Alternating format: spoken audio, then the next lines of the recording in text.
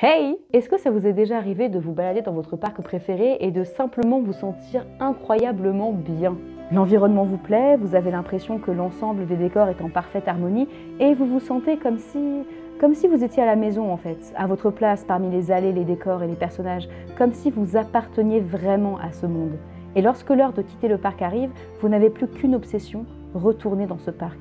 Pas pour les attractions, pas pour les spectacles, mais juste parce que vous vous y sentez bien. Vous vous sentez inclus. Eh bien cette sensation, vous vous en doutez, elle n'est pas due au hasard. Les parcs à thème et les parcs Disney en particulier ont cette faculté unique de nous faire sentir à la fois acteurs et spectateurs de l'histoire que les imaginaires et les créatifs ont soigneusement élaborée pour nous. Et tout ça grâce uniquement à des décors, à de la musique, à des effets spéciaux, à des effets de lumière, en somme à de la mise en scène et à du storytelling visuel. Dans cette dissertation vidéo, on va donc analyser ces éléments de storytelling pour comprendre comment les parcs à thème et plus principalement les parcs Disney arrivent à nous faire vivre autant d'aventures simplement en faisant appel à nos sens et à notre imagination. Alors c'est parti, aujourd'hui on va décortiquer ce qu'on appelle la magie de Disney. Alors déjà, définissons un petit peu ce que c'est que le storytelling. Alors, le storytelling d'après le Larousse, c'est littéralement l'art de raconter une histoire. Mais pas forcément une histoire dans le sens roman ou fiction, mais plus le fait d'utiliser des outils scénaristiques pour réussir à promouvoir une idée, un produit ou un concept. Par exemple, imaginons que je veuille te vendre ma super tasse de vide. Si je ne fais que prendre une photo de la tasse en décrivant froidement l'objet, il y a peu de chances que tu aies envie de l'acheter. Alors que si j'arrive à créer une histoire autour de la tasse, que j'arrive à faire en sorte que tu te projettes toi avec cette tasse, que tu arrives à avoir un attachement à cette tasse, en gros que je mets cette tasse en scène, et tu auras forcément plus envie de l'acheter. Et c'est ça le storytelling, c'est ce qui se passe quand tu regardes n'importe quelle pub à la télé. Ils vont créer un attachement entre toi et la marque ou toi et le produit qui va faire que tu as envie de l'acheter. Et je pense que personne ne maîtrise mieux le storytelling que les parcs Disney. Réfléchis bien, pourquoi est-ce que tu aimes aller dans les parcs à thème et plus particulièrement dans les parcs Disney? Alors oui, peut-être que tu es un coaster fan en quête de sensations fortes, mais il faut dire la vérité, c'est quand même une minorité de personnes. Non, en général, la raison pour laquelle tu vas dans un parc d'attractions, c'est parce que tu veux juste penser à autre chose, tu veux souffler, tu veux faire une pause dans ton quotidien et le temps d'une journée, avoir l'impression d'être le personnage principal dans une fiction que tu affectionnes. Et c'est pour ça que le storytelling est un facteur primordial. Et c'est vrai que le storytelling comme ça peut paraître banal, tu vas dire bah non, moi je m'en fous, je veux juste faire des attractions, juste passer un bon moment avec mes potes, je m'en tape du décor, j'ai fait même pas gaffe, mais regarde, je te donne un exemple très concret et tu vas comprendre pourquoi c'est super important. Regarde Osiris au parc Astérix et Monster à Walligator. Tout le monde est d'accord pour dire que d'un point de vue sensation forte, Monster est au-dessus d'Osiris. Oui, sauf que Osiris a un storytelling beaucoup plus alléchant et immersif. Il y a non seulement une vraie histoire autour de l'attraction, mais aussi un lien avec le thème du parc. Fait suffisamment rare au parc Astérix pour le mentionner. Il y a aussi des décors et une file d'attente bien pensés, et forcément, à côté de Monster posé comme ça au milieu d'un parking, ça fait plus rêver. Le parc Astérix, comme beaucoup d'autres parcs, a compris toute la puissance du storytelling pour pouvoir quelque part promouvoir leur attraction. Il n'y a qu'à voir l'importance qu'ils mettent à l'histoire autour de leur prochaine zone thématique. Mais s'il y a un parc qui maîtrise comme aucun autre l'art du storytelling, c'est bien entendu les parcs Disney. Walt Disney, quoi qu'on dise de lui et de la manière dont il sait gérer une entreprise, était un génie de l'innovation. Il avait cette capacité à prendre des choses qui existaient déjà pour les transformer en divertissements encore plus élaborés. En fait, quand on y réfléchit, ce qu'il a fait, c'est qu'il a pris les attractions de fêtes foraines et il les a contextualisées. Il a inventé une histoire autour. De simples tasses qu'on voit dans toutes les fêtes foraines, ça devient un voyage au pays des merveilles. Un boat ride tout classique, ça devient une aventure immersive au pays des pirates. De simples petits oiseaux mécaniques, ça devient un concert d'animatronics aux saveurs polynésiennes. C'est ça la magie de Disney. Mais est-ce que cette magie de Disney, en fait, ça se résumerait pas à du storytelling et donc à du marketing de génie? Quand on y pense, les parcs Disney composés de plusieurs landes qui forment un royaume enchanté, en fait, c'est un monde de fiction à taille humaine dont chaque visiteur est le héros. Chaque land est un chapitre différent, chaque attraction une nouvelle aventure. À Disneyland, tes rêves deviennent réalité et quelque part, ce n'est pas qu'une métaphore. Ce que tu t'imagines dans ta tête, les aventures que tu pourrais vivre avec tes héros préférés, les univers peuplés de manoirs hantés et de combats à l'épée prennent littéralement vie. Tu deviens le héros des aventures dont tu as toujours rêvé. Mais cette magie n'opère pas toute seule et ce storytelling calibré à la perfection demande beaucoup de travail et de réflexion et ce sur plusieurs plans. Et j'aimerais aujourd'hui qu'on s'attarde un petit peu là-dessus parce que ce sont des détails, encore une fois, qu'on ne remarque pas forcément quand on se promène dans le parc, mais qui sont tellement admirables et qui sont réalisés par littéralement des faiseurs de magie. Déjà, pour construire cette magie, il faut savoir gérer et maîtriser son espace. Comme j'ai dit, on pourrait voir chaque land et attraction comme une nouvelle scène. On a donc des décors, une mise en scène et un paysage travaillé pour renforcer l'histoire que les Imagineers cherchent à nous raconter. La difficulté là-dedans, c'est que le visiteur doit être capable de se projeter uniquement avec des éléments visuels. C'est pas comme dans un film où on t'explique l'histoire. Si on prend par exemple Frontierland à Disneyland Paris, dont j'ai déjà parlé sur ma vidéo sur Avengers Campus, il n'y a pas un panneau à l'entrée qui te raconte l'histoire du land. Ça va être la manière dont toi tu visites le land, dont tu fais les attractions et dont tu interprètes les décors qui vont faire germer dans ta tête une idée d'histoire. Et justement, le fait que tu dois faire un travail d'imagination renforce ton attachement au parc. Oui, c'est logique, comme tu as toi-même construit cette histoire, il y a forcément un sentiment de familiarité qui se développe en toi. Tu te projettes dans ce monde, tu as l'impression peut-être inconsciente de faire partie de ce monde, étant donné que c'est toi qui l'as créé. Et comme c'est ton monde, eh bien ça devient difficile de le quitter, et quand vient la fermeture du parc, tu n'as plus qu'une seule obsession, y retourner plus tard.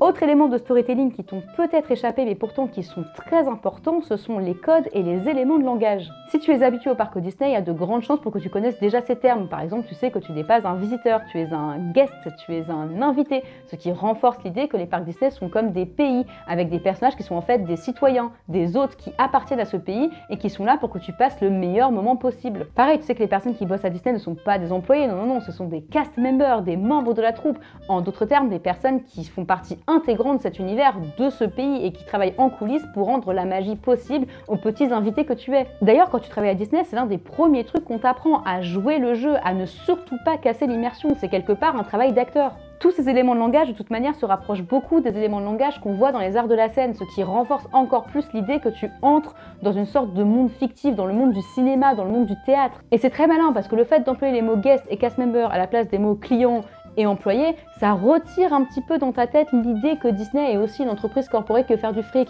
Et forcément, si on employait vraiment les vrais termes, donc client et employé, ça ferait un peu moins vendre du rêve. Et tout comme quand tu construis un monde imaginaire pour un roman, par exemple, quand tu fais donc du world building, c'est comme ça que ça s'appelle, les éléments de langage sont extrêmement importants parce que c'est ça qui va amener de la cohérence et de l'immersion à ton monde. C'est pour ça qu'on n'appelle pas juste une attraction des tasses ou un grand 8, on leur donne toujours un nom aux attractions. Parce que si Space Mountain s'appelait juste grand 8 dans l'espace, et ben les visiteurs se rappelleraient que du coup non, tu n'es pas dans un monde, mais dans une fête foraine dans le monde réel, et ça ferait beaucoup moins vendre. Autre élément de storytelling hyper important, ça va être de jouer sur l'attachement que les visiteurs ont pour les univers de fiction que tu proposes dans ton parc. Alors, dans ce cas-là très précis où le thème de ton land ou de ton parc va tourner autour d'une saga, d'une licence, d'un film, etc. qui existe déjà, l'idée ça va pas être de faire en sorte que ton visiteur se crée son propre univers vu que, encore une fois, l'univers existe déjà, ça va être plutôt qu'il ait l'impression lui-même d'être un personnage dans cette licence, dans cette saga qu'il affectionne déjà auparavant. Et même si c'est beaucoup plus facile du coup d'attirer des gens dans ton parc avec une licence connue, c'est par contre plus difficile de faire un vrai bon storytelling parce que tu seras forcément tenté